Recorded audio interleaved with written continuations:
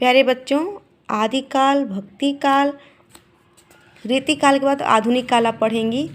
आधुनिक काल को पुनर्जागरण काल भी कहा जाता है, इसको गद्य काल भी कहा जाता है। थोड़ा सा समझ लीजिए। इस काल में गद्य का विकास अत्यधिक हुआ।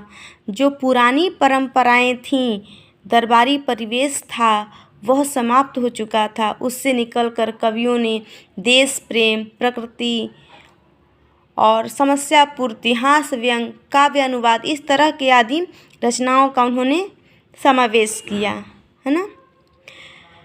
और इस काल में गद्य के 4 नायक माने गए हैं। लल्लू लाल, इनकी रचना है प्रेम सागर।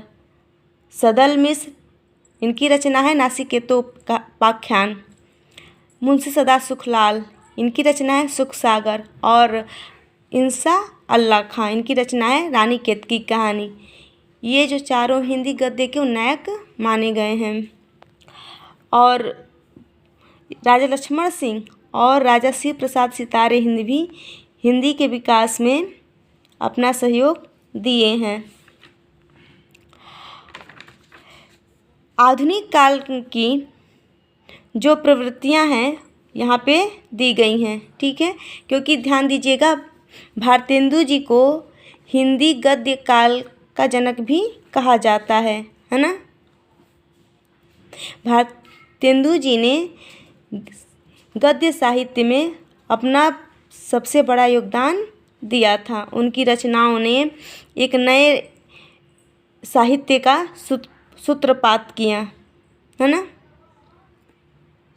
शुक्ल जी ने लिखा है कि हमारे जीवन और साहित्य के बीच जो विच्छेद बढ़ रहा था, उसे भारतेंदु जी ने दूर किया।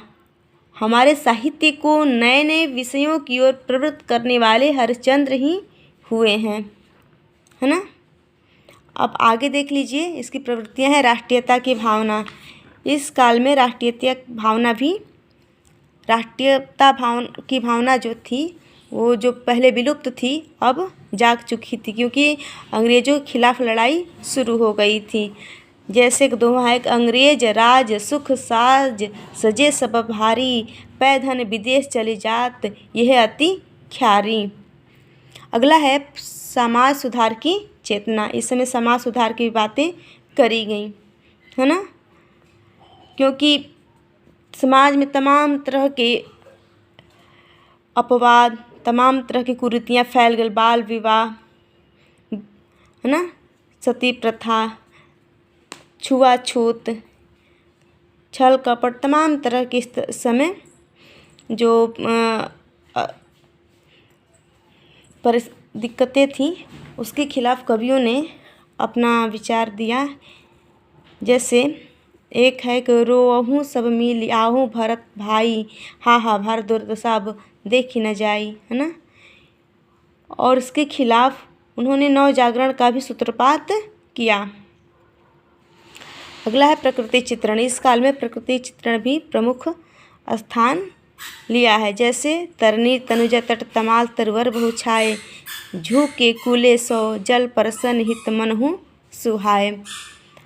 समस्या पूर्ति, है ना। इस काल में समस्या पूर्ति भी प्रमुख रही, है ना। जैसे कि भारतेंदु जी की कवि समस्या पूर्ति के रूप में जो काव्य रचना करते थे, कोई एक पंक्ति पद्यांश समस्या के रूप में रख दिया जाता था और कविजन विलक्षण कल्पना करते हुए उस समस्या की पूर्ति हेतु काव्य रचना करते थे।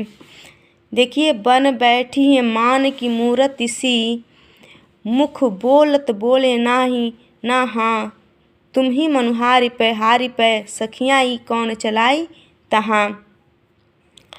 और इस तरह से आगे उसको पूरा करने का कार्य कवियों को दिया जाता था। जैसे अंत में ये भी है कि वह ब्यार तबे बदलेंगी कछु, पपिहा जब पूछिए पीव कहाँ। अब ये प्रश्न है, पीव कहाँ। तो इसके आगे जो उत्तर कवि लोग लिखते थे, वो समस्या पूर्ति का ही काव्य होता था।